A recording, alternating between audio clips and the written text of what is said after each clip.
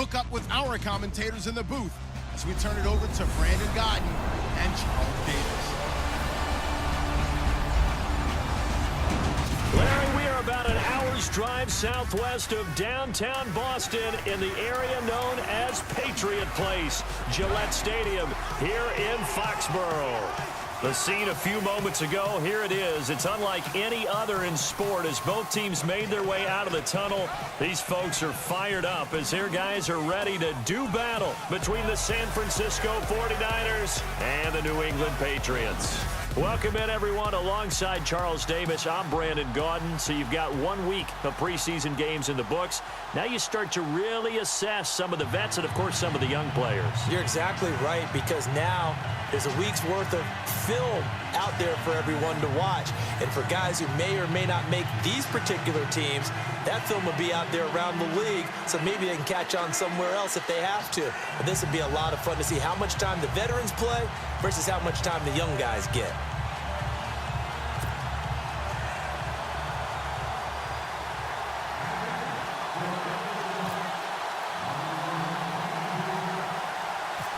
Ready to go now. Stephen Gostkowski for the Patriots as we are off and running in Foxborough. It's a short kick here, fielded at the 24. And they're going to start this drive in pretty good shape as they get it up past the 30. So here's the first drive now for the 49ers. And they're led out by a guy who learned from one of the great ones in his first few years in Tom Brady. This is Jimmy Garoppolo. When you're back up to one of the all-time great players, if you don't spend time picking that guy's brain or just watching and observing how he does things to increase your game, then you've wasted that time. I don't think Jimmy Garoppolo is that type of a player. I think those lessons learned have a chance to transmit themselves very well. Here we go. 3,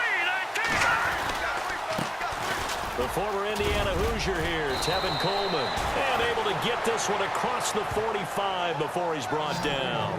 Give him 12 yards on that one. It earns him a fresh set of downs. Well, one unit I know you want to watch is that offensive line. If they keep clearing holes like that, it could be a long night defensively. No doubt about it, because when they are in sync, as we're seeing so far, when that continuity is there, and you can see that they're playing off of each other while controlling the defensive front linebackers, you're exactly right. It could be a very long night for the defense because someone's going to run for some big yardage.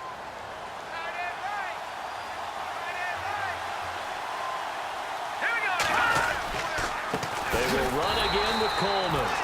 And they went the wrong way there. Losing yardage back at the 43-yard line.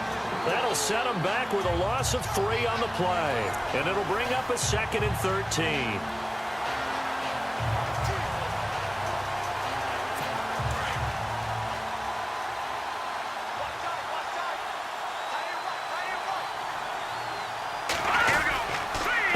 Coleman now. And he'll lose yardage here, back at the 41. He lost 2 there, and it's 3rd down. That's 2 really good stops in a row. Back-to-back tackles for losses. I mean, let's face it, they are locked into what they're doing offensively, and now they've earned the right to rush the passer on 3rd down, haven't they? Yeah, and offensively, they're going to have to do something else because the run game, at least on this drive, isn't working. So now here in the 2nd week of the preseason, you'd expect the starters to play a little bit more than they did in week 1, but not a whole lot. So if you're an offensive coordinator, what are you looking for? What you're looking for is things getting cleaned up as you go along, because most of your playbook's probably installed. How well are they handling it? Easy in and out of the huddle? No mental mistakes? Are they starting to look like a good offensive football team? And that'll hit in the end zone. Much too much leg there. That'll be a touchback. So here come the Patriots now on offense. They're led out by a man who started more Super Bowls than anyone in NFL history, the great Tom Brady. I can't help but admire the career Tom Brady has had. The numbers are off the charts. The Super Bowl championships and rings, we know that they are incredible. But how about the durability? Had 1 season that he missed, most of that season because of a knee injury. The rest of the time, he answers the bell and wills his team to victory more times than not. On 1st and 10, here's Brady. And pops free. The collision there jarred the ball loose and brings up 2nd down. And the Buffet boys, the O-line, hopefully they're ready today. Listen, you got to feed them first. But if you do, you usually get a great product out on the field, and when they play well, the quarterback can't wait to feed them afterwards. So the incomplete pass brings up second down.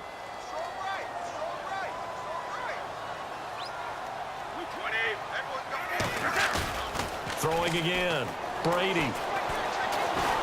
He's going to fire one deep over the middle. He's got a man. Complete.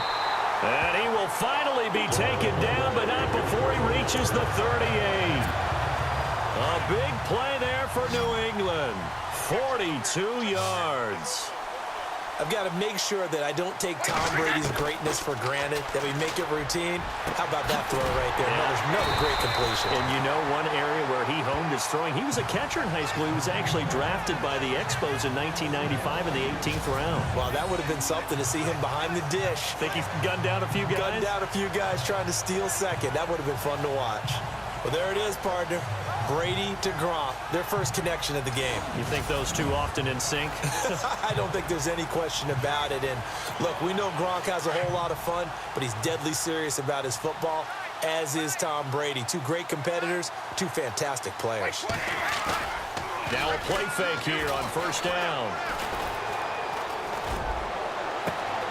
It's caught left side by Cooks. Give him a couple on the catch. It's 2nd and 8.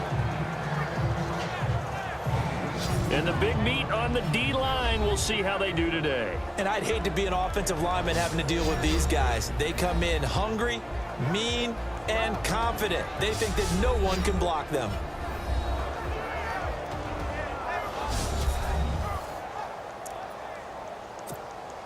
Second down now after the pass completion.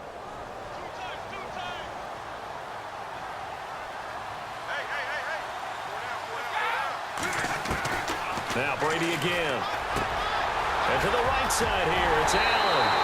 And he'll take it into the end zone for a Patriot touchdown. Dwayne Allen from 19 yards away. And the Pats have taken the early lead. The tight end position has always been dangerous, especially in the red zone, short field. But now even more so because these tight ends aren't necessarily the tight ends of old. They're the rocked-up wide receivers who have a little bit more speed. Way harder to cover than before.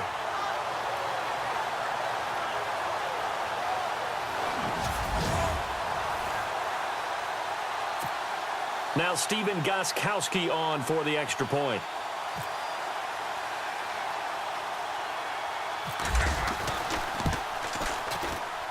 And he gets it to make it 7-0 Patriots.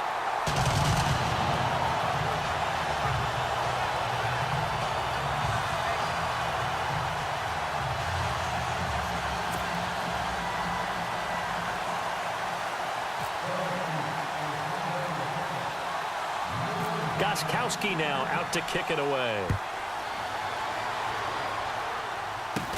It's a very short kick taken by an up man. And they're going to wind up with pretty good starting field position as they get it up past the 35. And San Francisco gets set to go here. And hoping to do better than they did their last possession when they punted the football. Appeal to the vanity of your offensive line. Tell them that they control your fate. Leverage guys.